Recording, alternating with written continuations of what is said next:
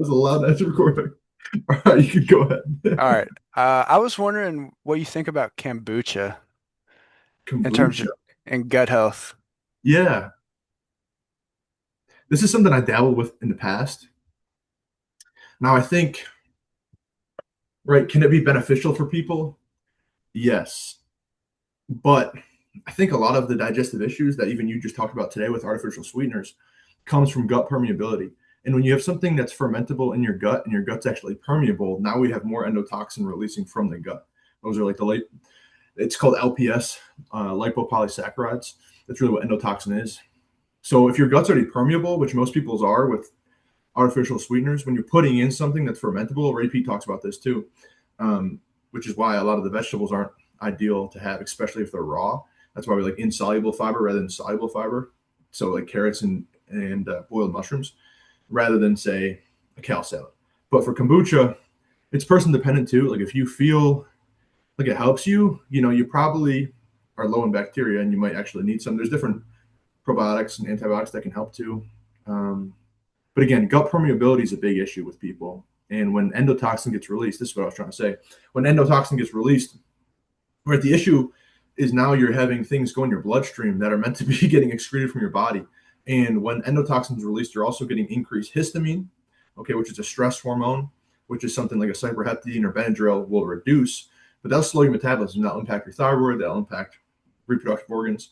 And then endotoxin release will also increase serotonin, another stress hormone, and estrogen. So if our gut's permeable and then we're putting something fermentable and that's increasing the release of endotoxin, not ideal. Yeah. If the issue is maybe not gut permeability, if the issue is maybe actual getting movements through the stomach and it's a lack of gut bacteria, and maybe you get a GI map and you see that, that's a different story. I think digestion matters for everybody, but it's like person dependent Hmm. in how you use it. Again, I've used before I got colonoscopies and I had a lot of stomach issues. I was trying everything and I did kombucha a lot. And sometimes you feel like a quick release, like where it feels like it just killed off whatever was in there. And then, but then the problem still persists. It doesn't really like after an hour, you still feel the same. Yeah. So that's where I would say like a cascara, baking soda, Yeah. sugar would probably be more beneficial. Have you been using it or have you had it? No, we had a presentation in one of my classes about it, and I was just started thinking about it in terms of like fermenting your and gut health and all that stuff. So I didn't know if it was something that you've like you said experimented with or had anybody use before. I typically don't find that to be beneficial for people. Um, the fermentation, I mean, that's even why I say take the skins off your fruit. That's why I take Hmm. skins off your potatoes. Like when there's slow digestion, which most, I think, probably at least 40% of the population has this hypothyroid or slow thyroid. And if your thyroid's slow, your digestion's slow. And if digestion's slow, the last thing we want is things that are meant to get excreted start fermenting, bubbling up. And then as things bubble up, right, your digestive tract isn't just a straight tube. It's kind of got like mesh and things leak out of it. And if that leads to more leakage, I don't think that would be necessarily ideal. I think a lot of times it gets marketed too as like something to have for digestion that people just think is helpful. But then if they Hmm. don't have it and they maybe address some other root causes, they typically feel better. It's more of a band-aid than I think a solution. Yeah, Yeah. that makes sense. Another question I had was if I'm working out after breakfast, but still early in the morning before Mm-hmm. lunch, Mm-hmm. do I need, especially if it's right after breakfast, do I still need an intra for the gym if it's right after I eat breakfast? Or do I skip it for the whole day and lose those calories, or do I need to pick it up somewhere else? Well, you could like for your intra. Let's look at what your intra is. It six? Is it 9 ounces? What? How much? Somewhere at 9 or 12, I think. So it's 12 on high day. Medium Hmm. day, it's 12. So what you? I mean, for your step count, because you're a step count, and you probably average 15 plus k a day. I would say I would have probably 6 ounces of Okay. orange juice in my intra with the rest of water and baking soda and stuff, and then probably have the rest of your intra, your 6 ounces later when you're walking. Since you're getting 15 to 20,000 steps, that could kind of be considered exercise itself. It's lower stress than weight training, but the reason again, if you're having mostly for breakfast, say, and you're having a mixture of starches and simple carbs, but a lot of times starches, right? They spike the insulin even quicker. They have a higher glycemic index score, so they're going to be utilized right away. So when you get in the gym, maybe by later in your workout, it might be a thing where like if you're having an hour long workout, maybe the second half of your workout, you're actually starting to sip on your intra because you've kind of used those carbs from Hmm. breakfast. I don't think, your weight's coming down really, really fast. Like obviously, what was it?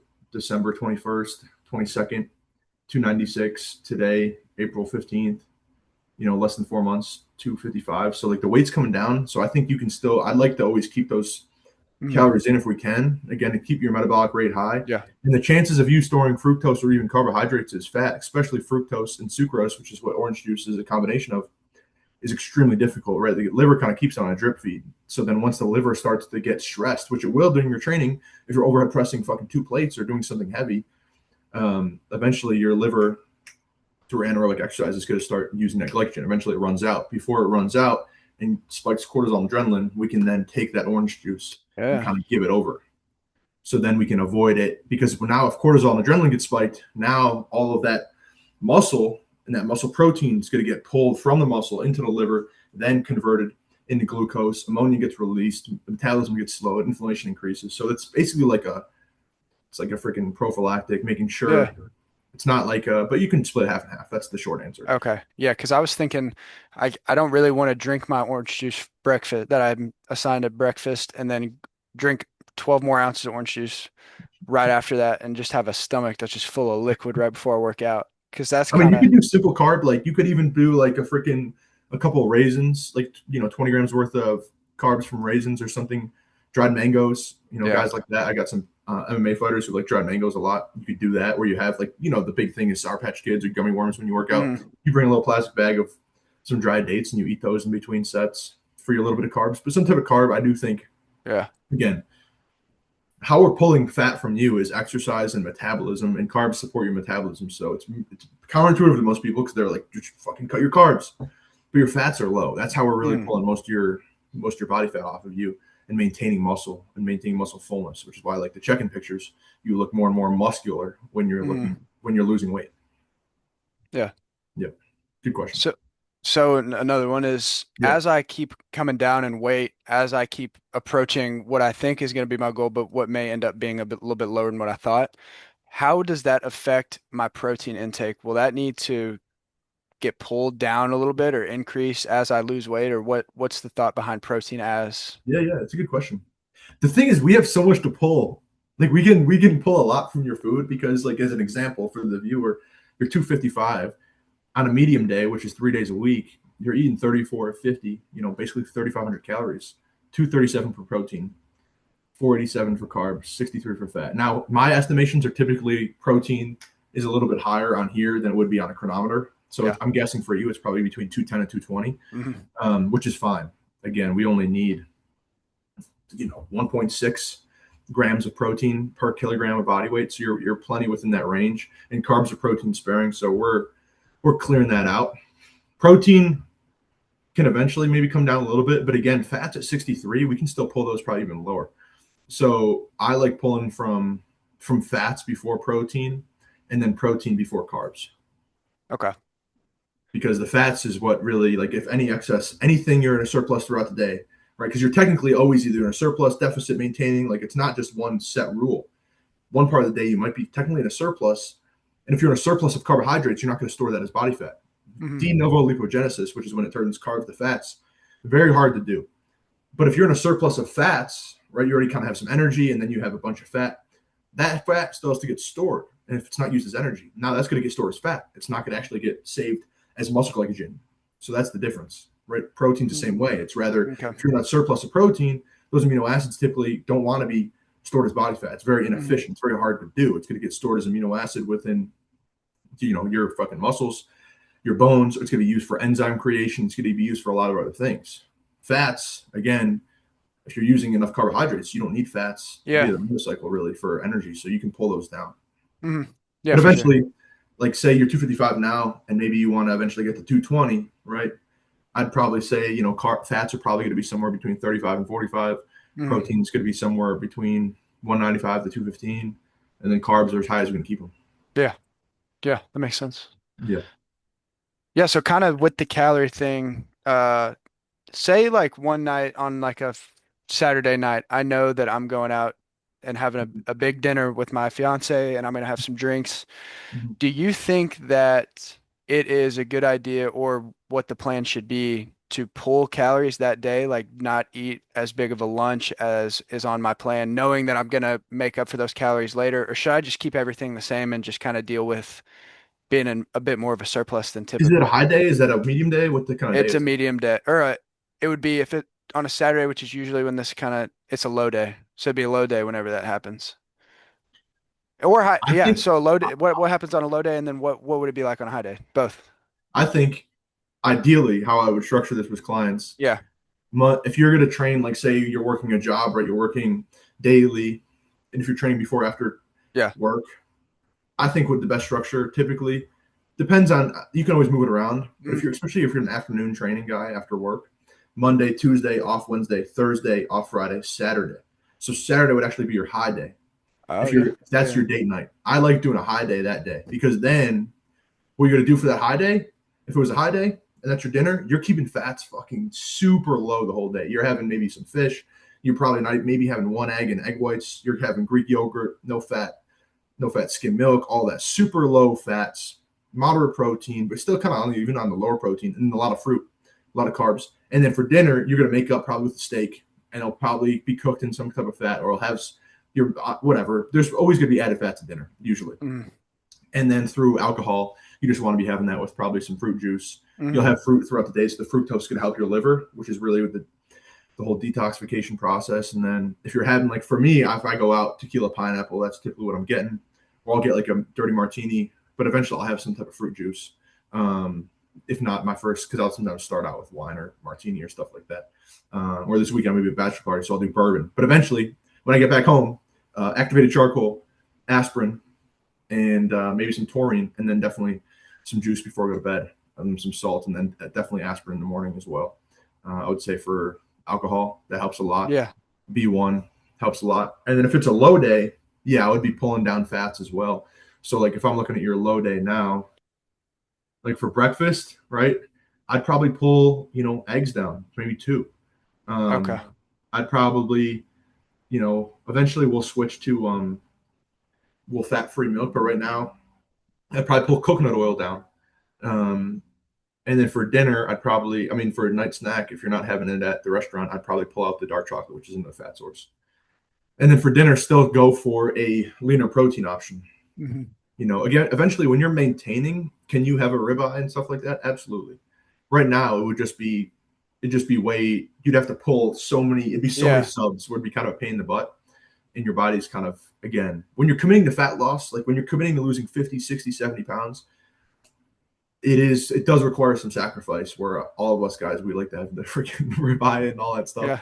But if you'll have that again, it's not like it's going to be eliminated forever. But if you want to, right, you don't want to take a year to lose 50 pounds. You'd rather lose it as fast as possible and then maintain. It's a lot Hmm. easier to maintain it than be in a constant slow ass deficit. That sucks. Yeah. So you'd rather just freaking, I like to treat it like almost like a sprint, which is what we're doing. Yeah.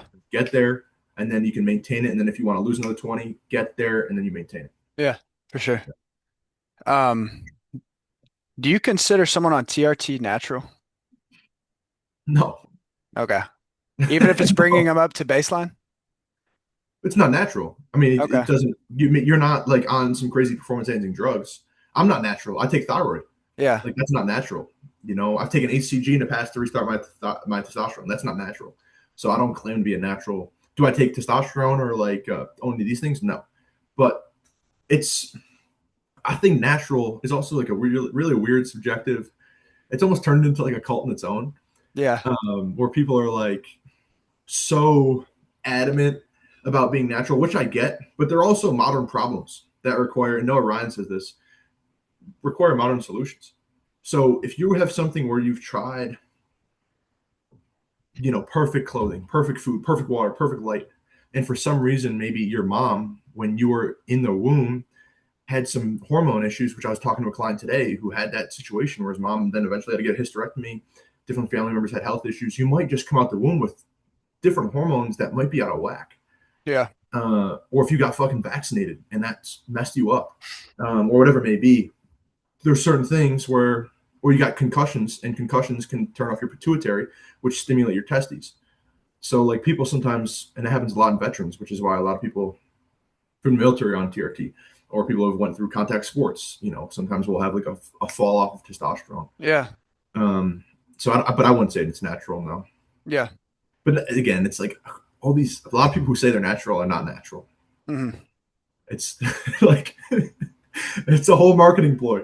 I'm Hmm. natural, so now all the natural people listen to me, so they want to look like me, but they can't look like me. Like it's, yeah. Yeah. Yeah. And then the last one, we kind of talked about it before, but uh, when Wait, I'm do you think you're diet, natural on TRT? no. Yeah, okay, But yeah. I've also heard people that say like I'm natural, it's just bring me back up to normal testosterone levels. And so I didn't know.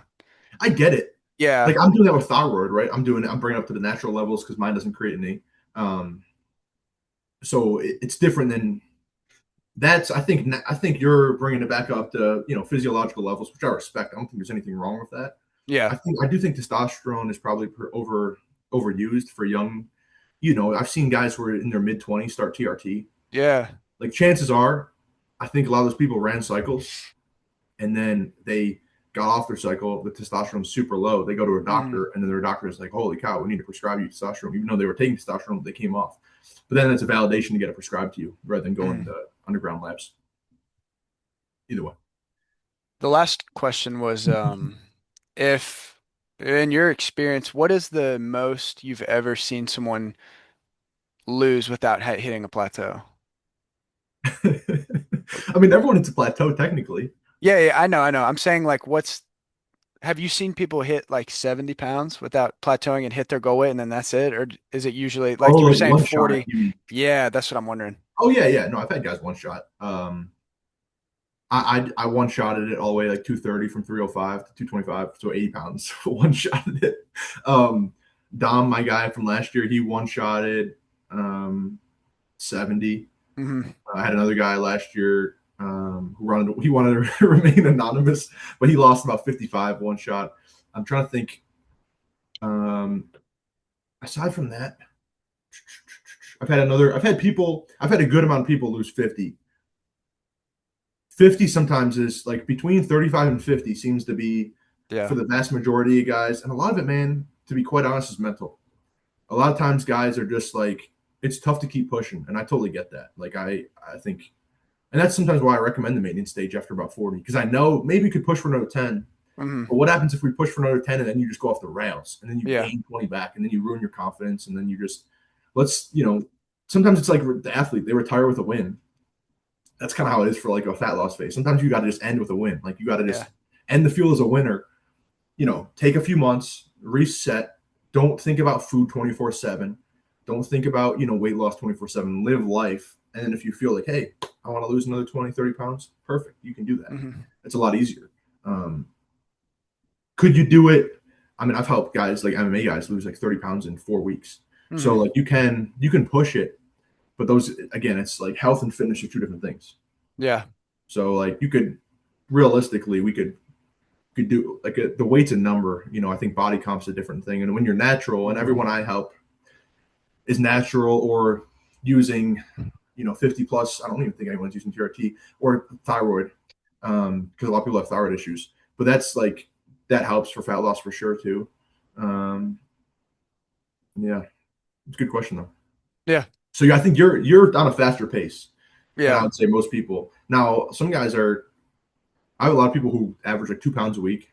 You've had certain drops where it's like you're probably averaging more like 2.5 to 4 pounds a week, where most people average like 1.5 to 3. Yeah. But again, it's step count and Hmm. it's sleep. You sleep really well. If you sleep, and you'll see that when you're sleeping less than like 6.5 hours, man, it's not the same fat loss. You don't wake up that morning leanness. You don't wake up like a little bit tighter. Yeah. You can see it in the mirror when you wake up and Hmm. you're just like it's not You're all you don't puffy and yeah, you're like, it's not the ah, same thing, man. Like yeah. you should wake up, have to take a dump hopefully soon, but you should have to take a piss where you get a bunch of water out of you, kind of clear out. Um, so yeah, that's a good question. Yeah. Anything else? No, that's all I got for the All right. questions. Yeah. I'll stop the recording.